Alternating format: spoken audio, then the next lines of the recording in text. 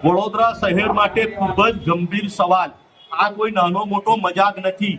વડોદરા શહેરની અંદર park and garden department સમગ્ર ભારતની અંદર ગ્રીન, જો વડોદરા હોય એટલે ઉદયપુર એટલે મિની વડોદરા, એને ગ્રીન નગરી આપણે કહેવાતા હતા.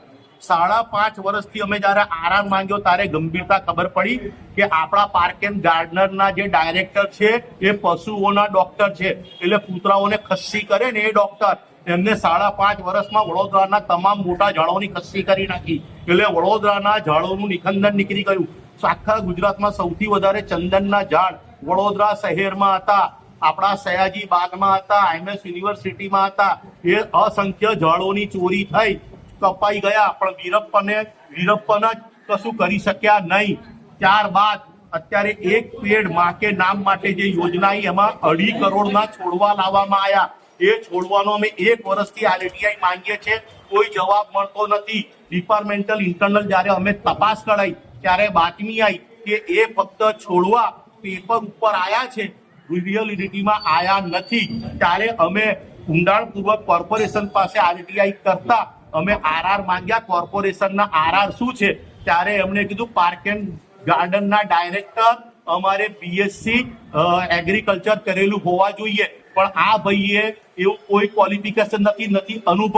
તો આ ભાઈને જે પ્રમોશન સિક્યુરિટી ઇન્ચાર્જ તરીકે આપવામાં આવ્યું છે, તો અમે RR માંગ્યો કે સિક્યુરિટી ઇન્ચાર્જનું ક્વોલિફિકેશન શું હોવું જોઈએ, અનુભવ શું હોવો જોઈએ. તારે કોર્પોરેશન એના RR માં લખે છે એ માજી સૈનિક હોવા જોઈએ, માજી એરફોર્સના હોવા જોઈએ, નહીં તો NCC કરેલું હોવું જોઈએ ને રિવોલ્વરનું લાયસન્સ હોવું જોઈએ.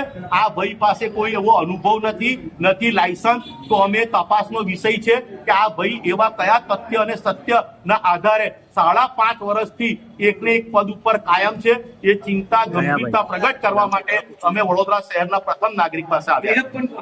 વીરપ્પન જે ચંદનના લાંગડા ચોરતો તે વીરપ્પન હતો. તો એ જ તપાસનો વિષય છે કે વીરપ્પન ગયો કઈ, એની પર ફરિયાદ દાખલ કેમ નથી થઈ. વડોદરામાં જે ગાયકવાડના સમયથી પરંપરા ચાલતી આવી છે કે એવા ઘણા બધા વૃક્ષો છે જે ફક્ત વડોદરામાં અવેલેબલ છે, એ વડોદરાના વૃક્ષોનું નિખંદન નીકળી ગયું. તે છતાં નવો વૃક્ષો ઉછેરવા માટે જયારે રજા ચિઠ્ઠી કોઈ બિલ્ડર દ્વારા કે સોસાયટી દ્વારા માંગવામાં આવે છે, તો લાખો રૂપિયા આપણે વૃક્ષ ઉછેરવાના બહાને લેવામાં આવે છે, અને એ 1 કરોડો રૂપિયા જયારે ભેગા થાય છે તો એની પર કરોડોના છોડવાના બહાને એની પર કૌભાંડ થઈ જાય છે.